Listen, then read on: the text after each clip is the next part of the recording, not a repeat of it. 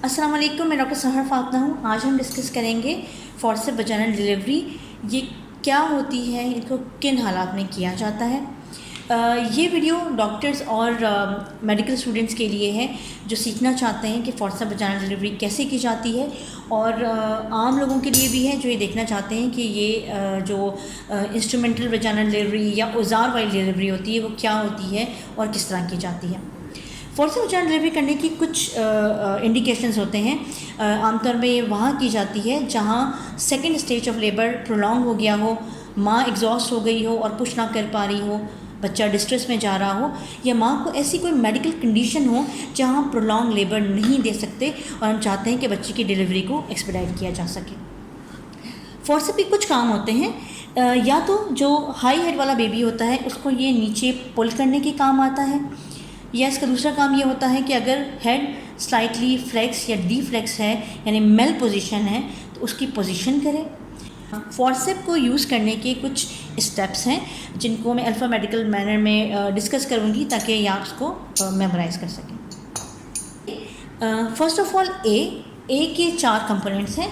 Address the patient को हमेशा ज़रूर बताएं कि आप क्या करना चाह रहे हैं और ये प्रोसीजर क्यों ज़रूरी है।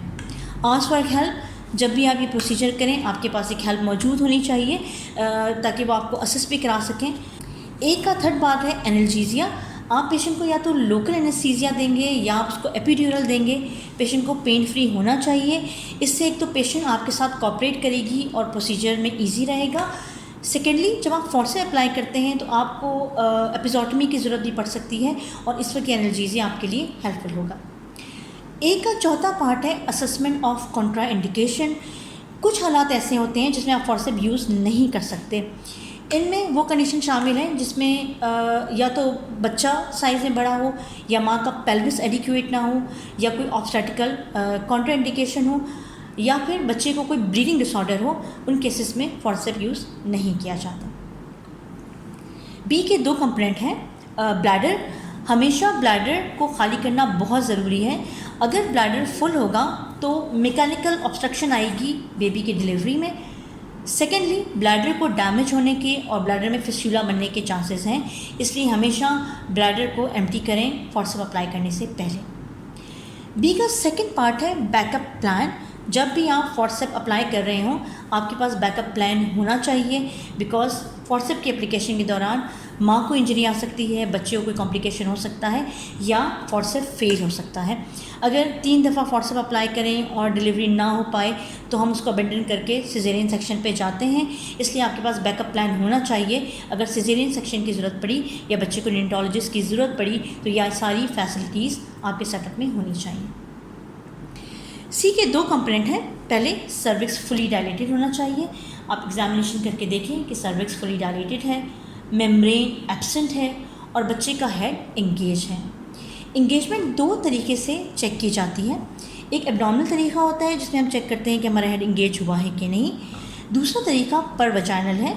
लेटरल वॉल में हम फील करते हैं कि हमारी बेबी का हेड किस स्टेशन पे है। हेड स्टेशन 0 या उससे बिलो होना चाहिए तो फोर्सेप्स लगता है, अदरवाइज फोर्सेप्स नहीं लगता।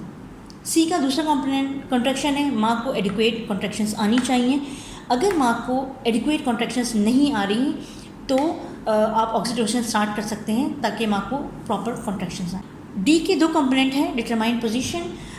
डिटरमाइन पोजीशन के लिए ज़रूरी है कि आपको फीटल स्काल्प की लैंडमार्क्स पता हों। फीटल स्काल्प में पोस्टीरियर फॉन्टेनल ट्रायंगुलर शेप होता है जिसे मैंने यहाँ पे डिमार्केट करने की कोशिश की है। देन हमारा सजाइडल सूचर जो कि मिड लाइन होता है, और पोस्टीरियर फॉन्टेनल हमारा डायमंड शेप होता है। सो ये लैंडमार्क हमें पता होने चाहिए, और बच्चे की पोजीशन चेक करने के लिए हम ये लैंडमार्क चेक करते हैं कि हमारा पोस्टीरियर फॉन्टेनल ट्रायंगुलर शेप है, सजाइडल सूचर मिड लाइन है और इंटीरियर फॉन्टेनल डायमंड शेप है। डी का दूसरा पार्ट है थिंक फॉर डिस्टोशिया।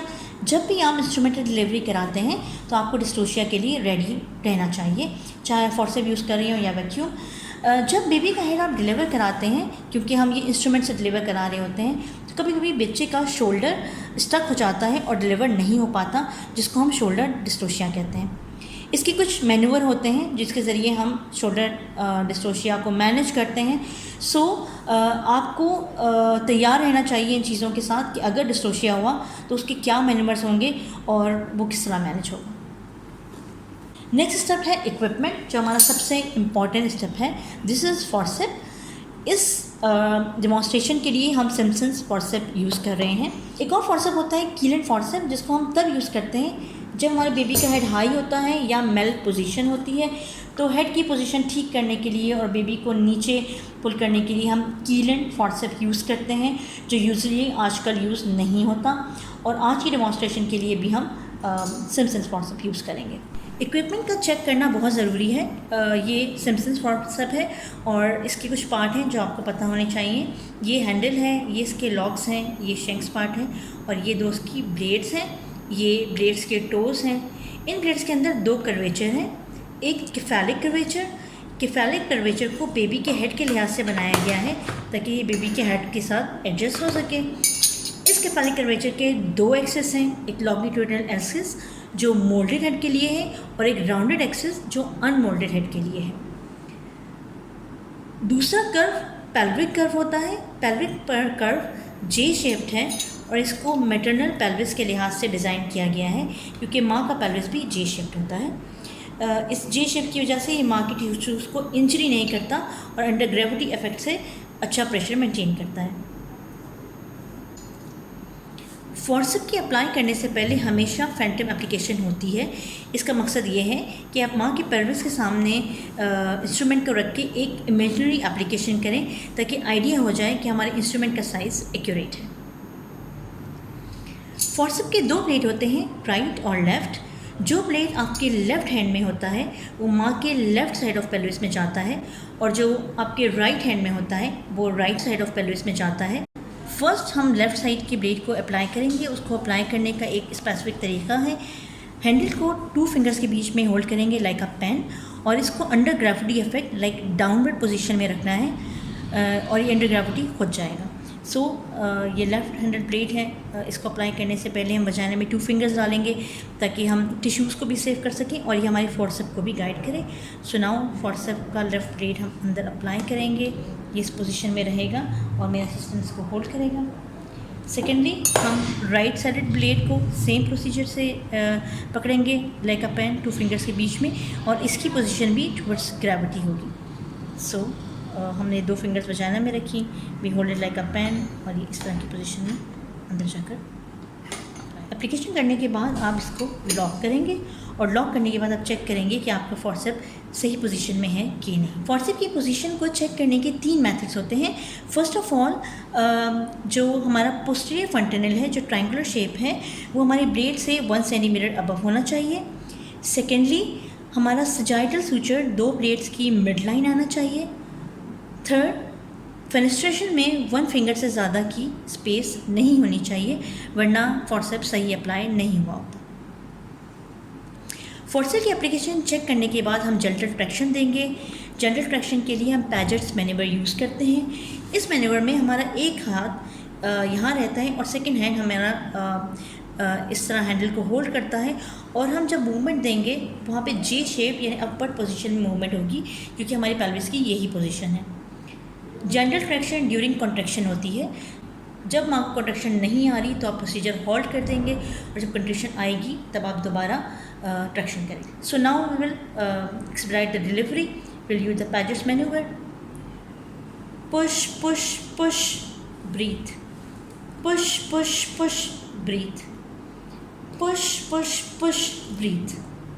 अगर एपिसोटमी की ज़रूरत है तो आप इंसिजन देखिए, एपिसोटमी लगा सकते हैं, एनाल्जेसिया आप पहले ही दे चुके थे। So will continue with the procedure.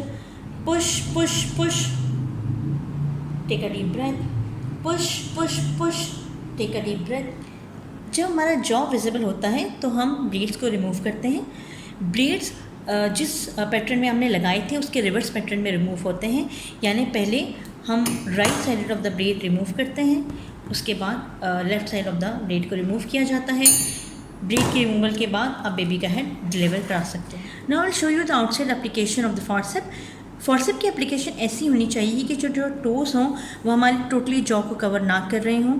जो ब्लेड्स हों वो एयर के इंटीरियर और स्लाइटली ओवरलैपिंग हो, सजाइटल सूचर मिड लाइन हो और हमारी ब्लेड्स फ्लेक्शन पॉइंट पे हो। फ्लेक्शन पॉइंट हमने वैक्यूम वजाइनल डिलीवरी की वीडियो में डिस्कस किए, वहाँ पे आप ये देख सकते हैं। सो ये डिस्क्रिप्शन थी फोर्सेप वजाइनल डिलीवरी के बारे में। फोर्सेप वजाइनल डिलीवरी क्यों की जाती है, क्या इसके फ़ायदे हैं और क्या मेथड है लगाने का। होप सो कि ये आपके लिए हेल्पफुल रहा होगा। मज़ीद वीडियो देखने के लिए आप हमारे चैनल को फॉलो करें। Thank you so much for watching this video.